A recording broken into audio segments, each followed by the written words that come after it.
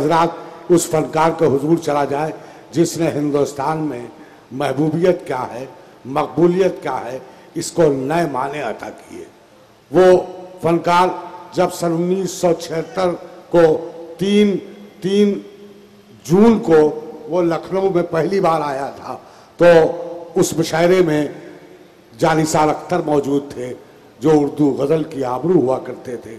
اس مشاعرے میں خمار بارابنکی موجود تھے، وسیم بریلوی موجود تھے، بشیر بٹ موجود تھے، لیکن اس نے جب یہ شعر پڑھا کہ میں ذرا دھوپ سے بچنے کو ادھر آیا تھا، میں ذرا دھوپ سے بچنے کو ادھر آیا تھا، لوگ پیپل کے درختوں کو خدا کہنے لگے، تو یہی لکھنؤ تھا جس نے سراخوں پر ان کو بٹھا لیا اور اس نے پورے ہندوستان نہیں بلکہ پوری دنیا پر قبضہ کر کے یہ ثابت کر دیا کہ وہ کوئی اور نہیں، ڈاکٹر راحت اندوری تھے۔ استقبال۔ وعلیکم السلام، جیتے رہیے، اللہ اچھا رکھے۔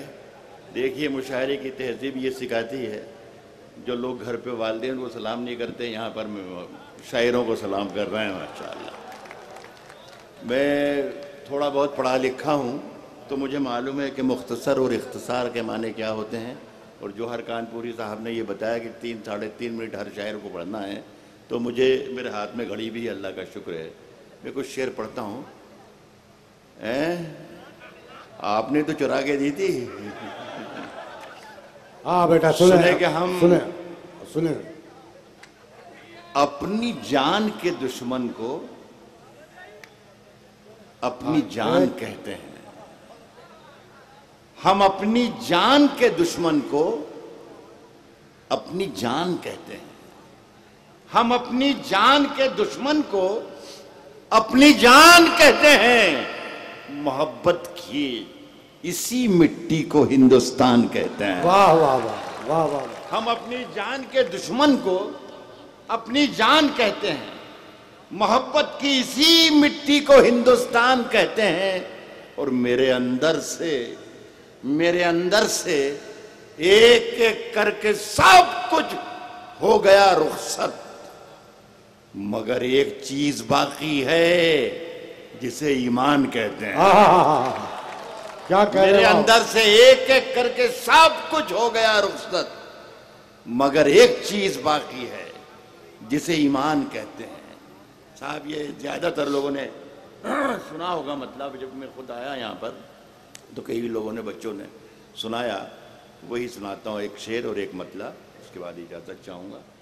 کہا ہے کہ طوفانوں سے، ارمان خان صاحب سنیے گا، کیا آپ کے لیے بھی تشریف رکھیں آپ۔ ایسے شریف لوگ اگر الیکشن میں کھڑے ہو رہے ہیں تو انشاءاللہ نتیجہ اچھا ہی آئے گا۔ کہا ہے کہ طوفانوں سے آنکھ ملاؤ، سیلابوں پر وار کرو۔ واہ۔ طوفانوں سے آنکھ ملاؤ، سیلابوں پر وار کرو، ملاحوں کا چکر چھوڑو، تیر کے دریا پار کرو۔ واہ واہ واہ۔ ملاحوں کا چکر چھوڑو، واہ واہ واہ۔ ملاحوں کا چکر چھوڑو، تیر کے دریا پار کرو، پھولوں کی دکانیں کھولو، خوشبو کا بیوپار کرو۔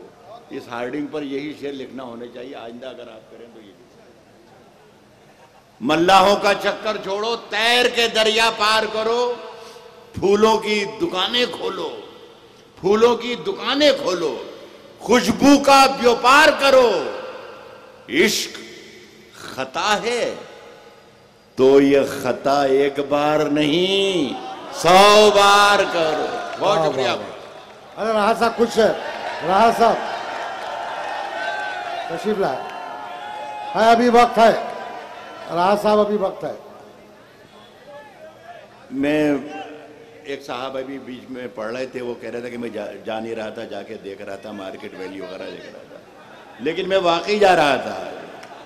بہرحال آپ کی محبت، کہا ہے کہ کبھی مہک کی طرح، لکھنؤ کی طرح سن لیں، کبھی مہک کی طرح ہم گلوں سے اڑتے ہیں۔ واہ۔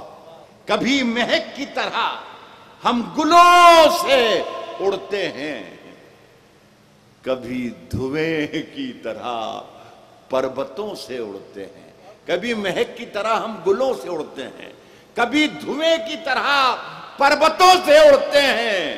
یہ قینچیاں ہمیں اڑنے سے خاک روکیں گی، یہ قینچیاں ہمیں اڑنے سے خاک روکیں گی کہ ہم پروں سے نہیں حوصلوں سے اڑتے ہیں، کہ ہم پروں سے نہیں، کہ ہم پروں سے نہیں حوصلوں سے، کہ ہم پروں سے نہیں حوصلوں سے اڑتے ہیں۔ سنے کہ کل تک در در پھرنے والے گھر کے اندر بیٹھے ہیں، کل تک در در پھرنے والے گھر کے اندر بیٹھے ہیں، اور بیچارے گھر کے مالک دروازے پر بیٹھے ہیں، اور بیچارے گھر کے مالک دروازے پر بیٹھے ہیں۔ کھل جا سم سم، یاد ہے کس کو، کون کہے اور کون سنے، گونگے باہر چیخ رہے ہیں، بہرے اندر بیٹھے ہیں۔ گونگے باہر، گونگے باہر چیخ رہے ہیں، گونگے دیکھیے صاحب، کل تک در بدر جو تھے وہ دیواروں کے مالک ہو گئے۔ میں کسی کا بھی نام نہیں لوں گا، نام حالانکہ یاد ہے مجھے سب کے، لیکن آپ کے سامنے کوئی ضرورت نہیں، آپ مجھے یقین ہے کہ میرا شعر وہیں پہنچے گا جہاں سے میں نے کہا ہے۔ لکھنؤ کے بہت ہی شاعری کے محافظ میرے سامنے ہیں، کہا ہے کہ دربدر جو تھے وہ دیواروں کے مالک ہو گئے، دربدر جو تھے وہ دیواروں کے مالک ہو گئے، دربدر جو تھے وہ دیواروں کے مالک ہو گئے۔ میرے سب دربان درباروں کے مالک ہو گئے۔ میرے سب دربان، میرے سب دربان درباروں کے مالک ہو گئے، اور لفظ گونگے ہو چکے، لفظ گونگے ہو چکے۔ رئیس انصاری صاحب، یہ شعر آپ کی نظر کر دوں؟ محبت اللہ کرے کہ آپ کو یہ لوگ بھی سمجھ جائیں کہ میں آپ کی شعر نظر کیوں کر رہا ہوں۔ عرض کر رہا ہوں کہ میرے سب دربان درباروں کے مالک ہو گئے، اور لفظ گونگے ہو چکے، تحریر اندھی ہو چکی، جتنے مخبر تھے وہ اخباروں کے مالک ہو چکے۔ لفظ گونگے ہو چکے، تحریر اندھی ہو چکی، جتنے، ایک شعر بہت میرا خیال ہے کافی پرانا ہے، لیکن میرا خیال ہے صحیح وقت پر صحیح محفل میں سنایا جا رہا ہے۔ دو شعر ہیں اگر اجازت دے دیں۔ بالکل صاحب، عرض کر رہا ہوں، مجھے کہنا یاد نہیں ہے صاحب کہ داد دیجیے گا، یا تو یہ ساری جو لفظ ہے نا، توجہ دیجیے گا اور شرکت کیجیے گا، ان سب کا مطلب یہ ہوتا ہے کہ داد دیجیے گا، جتنے بھی لوگ کہتے ہیں۔ مجھے اتنا میں تکلف کرتا ہوں، میں تھوڑا سا شرمیلا آدمی ہوں تو میں کہہ نہیں پاؤں گا، لیکن یہ شعر جو میں پڑھ رہا ہوں دو تین، یہ ٹھیک ٹھاک شعر ہے، اس کا مطلب بھی وہی ہوا جو میں آپ کو سمجھایا ہوگا۔ کہا ہے صاحب کہ نشانے چوک گئے سب، نشانے چوک گئے سب، نشان باقی ہے۔